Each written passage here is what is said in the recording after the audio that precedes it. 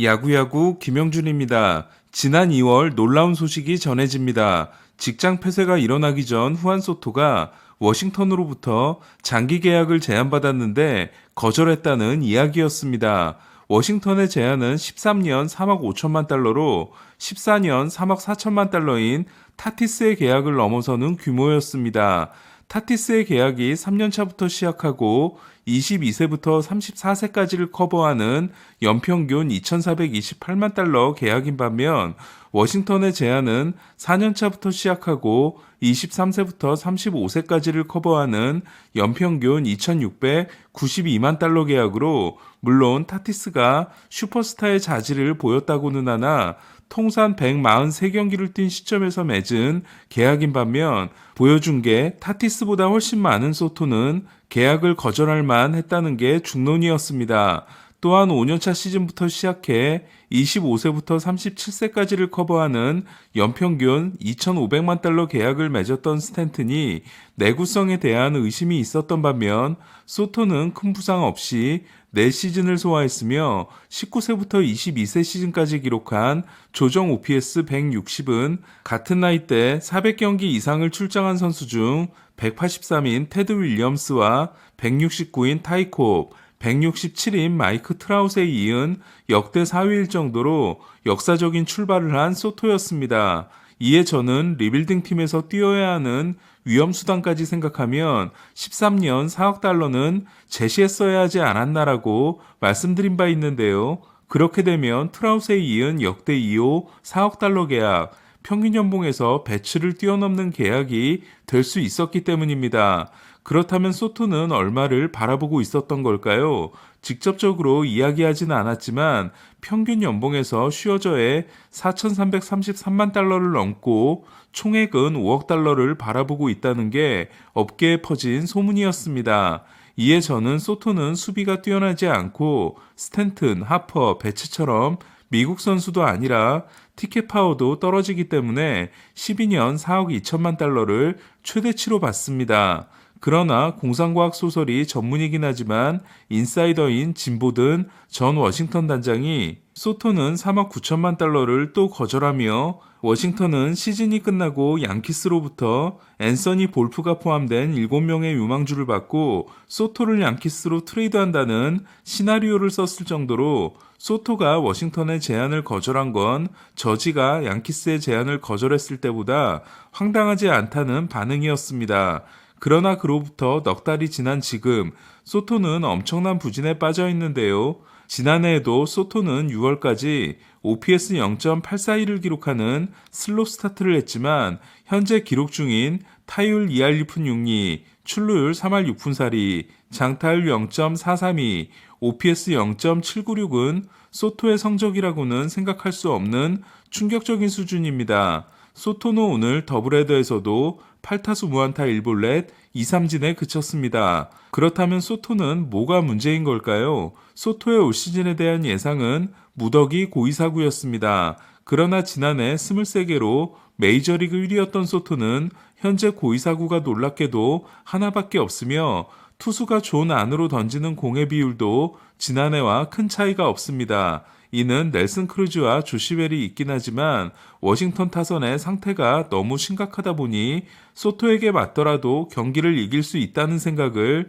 상대팀들이 가지고 있기 때문이 아닌가 합니다. 그에 비해 소토는 조급한 모습인데요.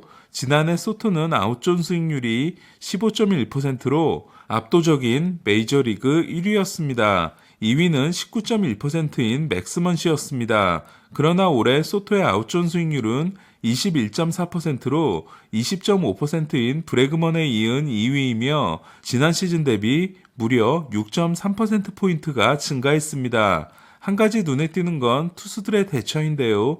투수들이 소토에게 더 많은 변화구를 바깥쪽 낮은 코스로 더 집요하게 던지고 있다는 겁니다. 이에 소토는 패스트볼 타율도 3할 7푼에서 3할 1푼 9리로 떨어졌지만 변화구 타율은 2할 4푼 5리에서 1할 3푼으로 더 심각하게 떨어졌으며 지금 보시는 그림처럼 왼쪽 지난 시즌은 이나이만 약점이었지만 올해는 바깥쪽 낮은 코스에 확실한 약점이 생겨버렸습니다. 혹시 소토는 불운한 시즌을 보내고 있지는 않을까요? 실제로 지난해까지 통산 인플레이타율이 3할 3푼이었던 소토는 올해는 인플레이타율이 2할 1푼 3리에 그치고 있는데요.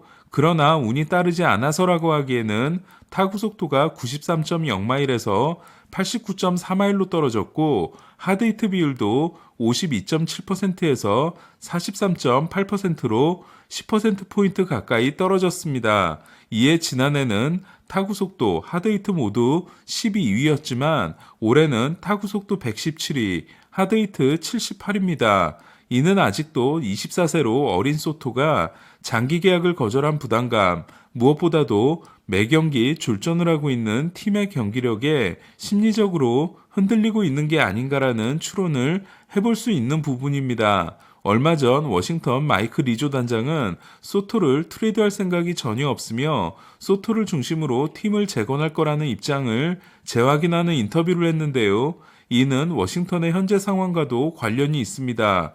워싱턴은 2019년 월드시리즈 우승 후 야구에 대한 관심이 식어버린 러너 가문이 구단 매각을 추진하고 있으며 소토가 있는 워싱턴과 소토가 없는 워싱턴은 판매 가격에서 차이가 생기기 때문입니다. 마이애미 제프리 로리아도 스탠튼을 보유한 상황에서 구단을 팔았고 스탠튼은 새로운 구단주의 대표를 맡은 지터에 의해 양키스로 보내진 바 있습니다. 수비가 뛰어나지 않은 코너 외야수임에도 소토가 4억 달러 이상, 5억 달러도 바라볼 수 있는 선수로 여겨진 건 공격에서는 의심의 여지가 절대로 없는 선수였기 때문인데요. 그러나 그런 소토의 신화는 무너지고 있습니다. 과연 소토는 반등에 성공해 역시 의심해선 안 된다는 말을 들을 수 있을까요? 올 시즌이 끝나더라도 2년을 더 보내야 FA가 되는 소토, 그리고 보라스는 결국 FA 시장을 선택하게 될까요? 워싱턴은 소토를 트레이드하지 않고 장기 계약에 성공할 수 있을까요? 소토의 행보가 더 주목될 수밖에 없습니다. 이어서 워싱턴 이야기를 더 해보겠습니다. 월드시리즈 우승을 하는 팀들은 우승 공신들을 두고 고민하게 되고 2019년 워싱턴도 그랬는데요. 워싱턴은 의리보를 선택합니다. 이에 다니엘 허드슨, 하위 캔드릭과 재계약하는데요.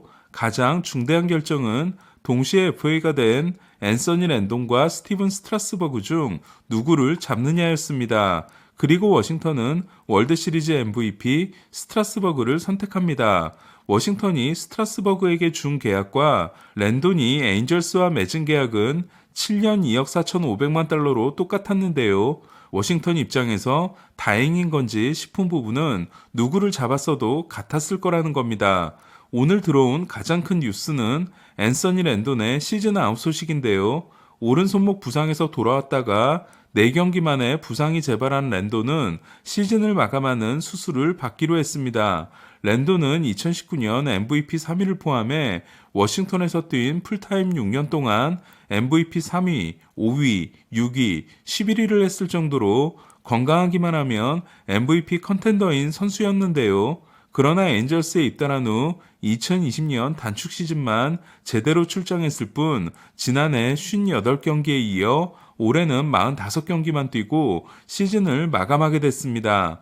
3년간 승리 기여도가 3.1에 불과한 랜돈은 내년부터 연평균 3,857만 달러를 받는 33세, 36세 시즌이 시작됩니다. 에인절스로서는 푸올스 악성 계약에서 벗어나자마자 또 다른 악성 계약이 시작된 건데요. 꾸준히 경기에 나오기라도 했던 푸올스가 차라리 나았다는 생각이 들 정도입니다.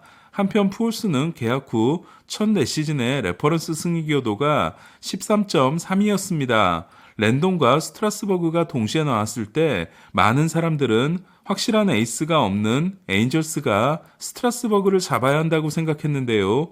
그러나 에인절스가 스트라스버그를 잡았어도 결과는 같았을 겁니다.